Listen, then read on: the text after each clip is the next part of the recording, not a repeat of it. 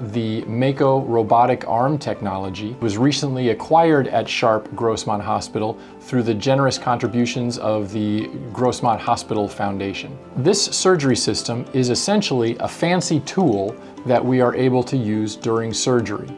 It allows me to plan out ahead of time exactly where I am going to put the implants for your joint replacement surgical procedure, and then it assists me in carrying out that plan with a high degree of accuracy and reproducibility. My goal with all of my surgeries that I do is to be as accurate with the surgical procedure as possible. By doing so, it allows the patient's natural anatomy to be reproduced.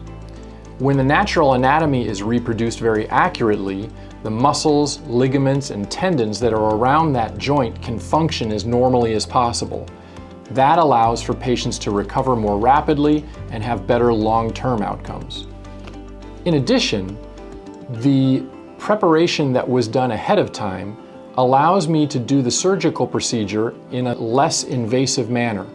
If we're able to disrupt fewer structures during the operation, that also improves comfort for the patient after the surgery and can speed along their recovery process.